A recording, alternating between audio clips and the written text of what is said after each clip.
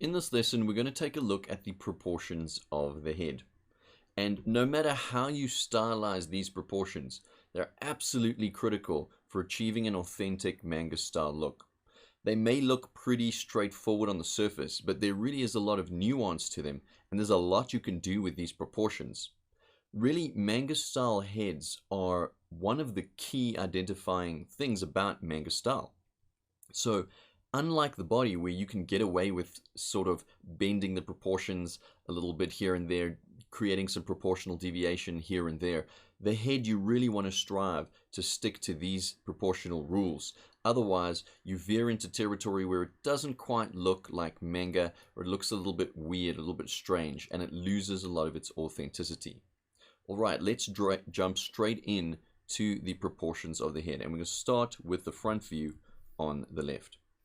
The first thing we want to know when we're drawing out this proportional guide is we want to start with really a circle, just a big, nice circle. All right, now don't be afraid to work in your two-stage workflow. Be nice and rough in the rough stage. You can see the rough lines that I've done behind these cleaner lines. Be rough, and we're going to start with a circle. And then what we're going to do is define the eye line, which is really the top of the eyes. And this should usually fall around a third of the circle, if not half of the total height. But in this instance, let's go around a third of the circle. And we're going to define this eye line over here. And then we're going to add in our jawline and our chin. Now, this jawline and chin can take a bunch of different looks and appearances. But in this instance, we're going to go with a very sort of common look, which is the low cheek look. So we're going to add this in. And really, you can extend it longer. You can make it a little bit shorter, a little bit wider. It's not going to affect the proportions, really. It'll change the eye line if you do make it a little bit longer or a little bit shorter. But you can adjust that by checking that the eye line is falling between halfway between the top of the head and the chin. All right, and that's how you know your eye line is in the right place. Now, we need a second eye line to help us determine the actual vertical height of the eyes. And that is then determined by around 1/3 of the lower section of the face. So if we mark out sort of roughly 1/3, we can find that we have the lower eye line section, and that gives us a good height. The eye placement in manga is pretty pivotal. We want to make sure the eyes are big, but not too big, because they really are one of the key expression mechanisms of manga style drawings. So we have the eyes here at 1/3, and that is the eye line right there. And we want to remember this is half of the space, and this whole section down here is half of the space as well. So that helps us define this eye line over here. It's the top of the eyes. Now the ears themselves, the ears are falling within that space themselves as well. So the ears take the height of the eye. And if you've done idealistic proportions, you'll already see there's quite a lot of significant differences here from the manga stylization of the head to what we would really do in a normal kind of realistic type of stylization. Let's move on to the placement of the nose. The nose in this instance is really just a dot over here, and it's placed just below the eye line, somewhere just below the eye line. Of course, it can take many different styles. It can be a little kind of an L shape or a little ridge, but we want to underemphasize the nose in this particular stylization, especially from the front view. And then the positioning of the mouth falls itself around 1/3 of the remaining space between the nose and the chin. So it's the top third over there, and that is the mouth line. Right. And then the spacing of the eyes themselves. You don't have to draw them this neatly when you're doing your proportional diagrams. Just draw them as circles. But the spacing of the eye is roughly 1 eye width away. So roughly 1 eye width away from each other, if not 1 1/3 even. And then the placement of the eyebrows is just above that eye line. Then when you're placing the neck, this does vary depending on the age and the bulkiness of the character, but generally speaking, the neck is within the little cheek bends on the outsides here, so you can just place in 2 necklines there. Now, once again, these proportions may seem trivial, and we're actually going to deep dive the proportions of the eyes, how to draw the noses in depth, how to approach the mouths, etc., especially as well the ears. The key thing here to remember is that the head proportions are much more strict than the body proportions. Really invest time and learn these head proportions, because moving elements slightly can really detract from that authentic look. Let's move on to the side profile of the head. And once again, we start with a big circle. And there's a particular technique we can do to really get this front of the face reading. What we want to do is create a center line here down the circle, and then create a slightly angled line, just a bit greater than 45 degrees, maybe around 60 degrees, and get that line in like that. And that can extend down to the line that's defining our bottom of our chin, which we can then pull in. And what we want to do then is place the eye line, the top eye line in, also around a third. You can see that these measurements are duplicated from the front of the face. So if you learn the front of the face, you'll relatively have the same measurements for most of the elements on the side view. And you'll see that suddenly the nose takes on this three-dimensional appearance in the side view. And that is really quite strange when you think about it. And that is largely because manga faces and manga, the elements of manga faces, the eyes, the nose, the mouth, are largely symbolic abstractions of the real forms. So they're not actually forms. You can think of the eyes more like stickers, right?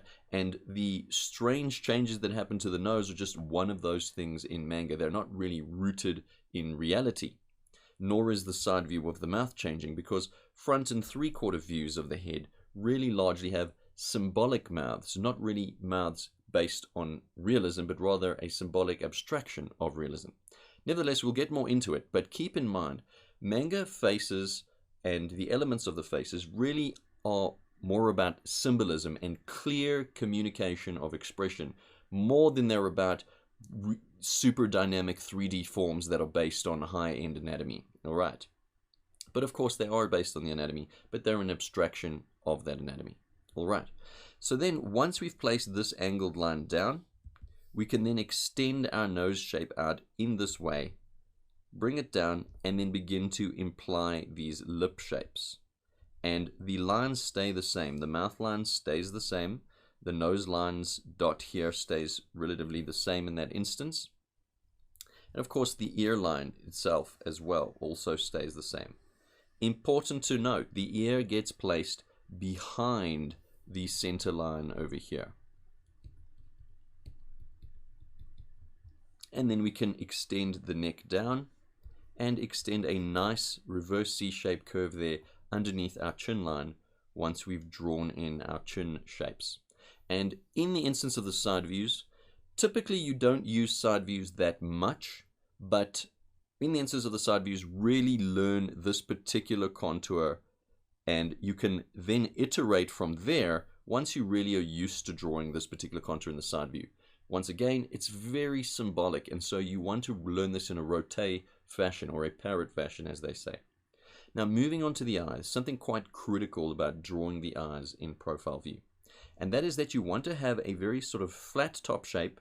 This one's curving a little bit, but you want to have a very flat top shape and then an angled bottom line. If you draw it in any other particular way, it's going to look wrong. It's going to look weird. You don't want to draw it sort of in this shape, you know, do something like this and try and bring it in. It just looks strange. It looks like a front eye. Once again, it's symbolic, so we need a symbolic side view. All right. And then you can simply just extend a C-curve down the front and a little bit of a closing line there just to close the eye shape. But keep in mind this general shape, sort of flat at the top, angled at the bottom. Don't be afraid to be extreme with the angle, and you can see that the bottom point of the angle here on the top are really within the eye lines area. And then you just add the C-curve to it. What you can do as well, so here I've extended it a triangular view. You can just take a quick look. You can see there's a triangled corner of this particular shape. So these essentially are our head proportions. And really, you want to strive to get everything in the correct place. Go through this lesson as many times as you need to get these exact positional markings down. Let's go over it one more time. We have the first half of the head here, and the second half of the head defined by the bottom of the chin as giving us our top eye line. And then our bottom eye line is 1/3 down of the remaining space. So we divide that remaining space and we get that third. And we get our bottom eye line. And once we have this key eye line measurement, everything else is pretty easy to work out from there. The nose is just below the bottom eye line. The eyes extend to the top and the bottom of the eye line. The eyebrows fall just above the eye line. And the ears are roughly the same height as the eyes. And then 1/3 of the space between the nose and the chin, we have the mouth. And that is our separate measurement there for that 1/3. And then the neck falls down. It's generally a thin neck in female characters and young characters. We can take the neck to thicker levels in older characters. And those are essentially the proportions which we then duplicate onto the side view of the face. Going to the side view again, we don't want to forget our center line and then sort of our 50 to 60 degree angle coming off our circle. We bring it off our circle down to the chin line, connect it up just about halfway through. You can add in the reverse C shape there for the neck, extend our neckline there, and then we want to learn the side view symbolic contouring. It may take some practice to get it to look right, but really just learn that one off by heart. I want to end again by saying this. These proportions may look simplistic, but don't be fooled. It's very tricky to get them looking authentic. Don't worry too much about the particular style of these proportional drawings. We can use the hidden proportional rules here to iterate on a multitude of manga styles. I'm really looking forward to showing you the meat of the in-depth level of these proportions that we can take when we hit Module 2. So, before we get there, just know that you also have a demo of these proportions being drawn, so definitely look through that, and I'll see you in the next lesson.